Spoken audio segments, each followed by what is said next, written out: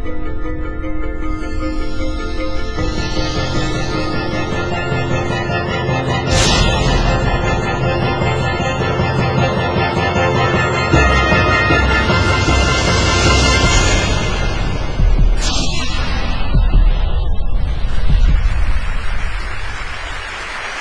I'm going to show you first, as quickly as I can, is some foundational work, some new technology that we brought to Microsoft as part of an acquisition almost exactly a year ago.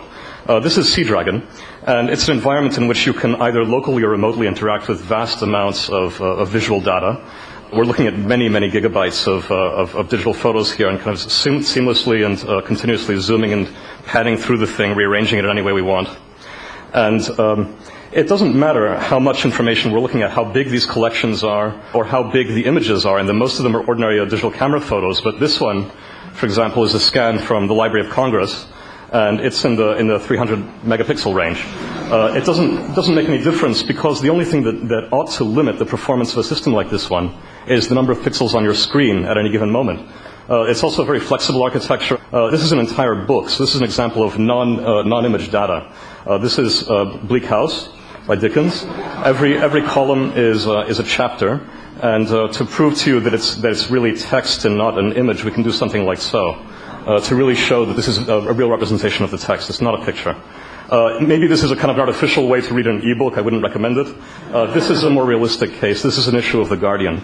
Every large image is the beginning of a section, and this really gives you the joy and the good experience of reading the real paper version of a magazine or a newspaper, which is an inherently multi-scale kind of medium. We've also done a little something with the corner of this particular issue of The Guardian. We've made up a fake ad that's very high resolution, much higher than you'd be able to get in an ordinary ad, and we've embedded extra content. You go to see the features of this car, you can see it here, or other models, or even technical specifications. And this really gets at some of these ideas about really doing away with those limits on screen real estate. We hope that this means no more pop-ups and other kind of rubbish like that should be necessary. Of course, mapping is one of those really obvious applications for technology like this, and this one I really won't spend any time on, except to say that we have things to contribute to this field as well. But those are all the roads in the U.S. superimposed on top of a NASA geospatial image.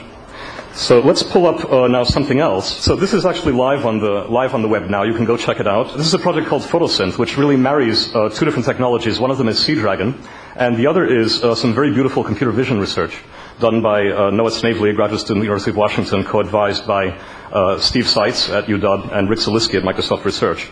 A very nice collaboration.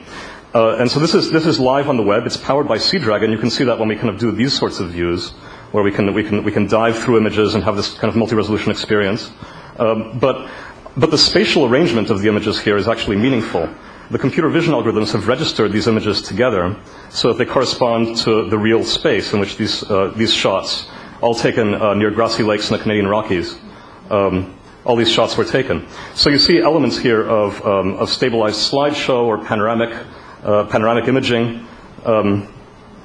And these things have all been related spatially. I'm not sure if I have time to show you any other environments. There are some that are much more spatial, but I'd like to jump straight to one of Noah's original data sets, and this is from an early prototype of Photosynth that we first got working in the summer, to show you what I think is really the punchline behind this technology, the Photosynth technology. And it's not necessarily so apparent from looking at the environments that we've put up on the website. We had to worry about the lawyers and so on. This is a reconstruction of Notre Dame Cathedral that was done entirely computationally from images scraped from Flickr. You just type Notre Dame into Flickr, and you get some pictures of guys in T-shirts and of the campus and so on. And each of these orange cones represents an image that was discovered to belong to this model. And so these are all Flickr images, and they've all been related spatially in this way. And we can just navigate in this very simple way.